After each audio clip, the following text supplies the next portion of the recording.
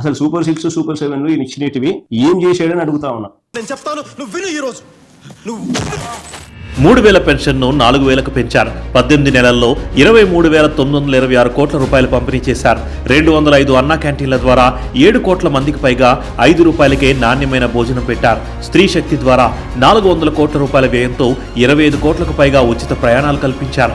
తల్లికి వందనం ద్వారా 67 లక్షలకు పైగా విద్యార్థుల తల్లుల ఖాతాల్లో 10,000 కోట్ల రూపాయలకు పైగా జమ చేశారు. దీపం 2 ద్వారా దాదాపు 3 కోట్ల ఉచిత ఎల్పీజీ సిలిండర్లు అందించారు. దీనికోసం 2,000 కోట్ల రూపాయలకు పైగా వెచ్చించారు. పేదల సేవలో కార్యక్రమం ద్వారా 50,000 కోట్ల రూపాయలు పేదల సంక్షేమానికి అందించారు. స్వయం సహాయక సంఘాలకు చెందిన 3.5 లక్షల మంది మహిళలకు 304 కోట్ల రూపాయల రుణాలు ఇచ్చారు. అన్నదాత సుఖీభావ్ ద్వారా రైతన్నలకు ఏటా 20,000 అందిస్తున్నారు. 46 లక్షలకు పైగా రైతుల ఖాతాల్లో ఇప్పటి వరకు 4,635 కోట్ల రూపాయలు జమ చేశారు.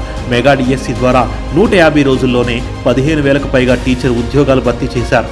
దాదాపు 6,000 కానిస్టేబుల్ నియామకాలను పూర్తి చేసి ట్రైనింగ్లో స్టైఫండ్ 4,500 నుండి 12,500 రూపాయలకు పెంచారు. మత్స్యకార భరోసా ద్వారా 1,20,000 మందికి పైగా లబ్ధిదారులకు 259 కోట్ల రూపాయలు అందించారు.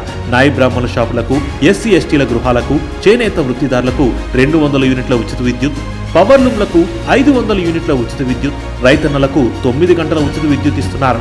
సిఐఐ ద్వారా 13 లక్షల కోట్ల రూపాయలకు పైగా పెట్టుబడులు తెచ్చారు. 10 లక్షల ఉద్యోగ అవకాశాలను సృష్టించారు.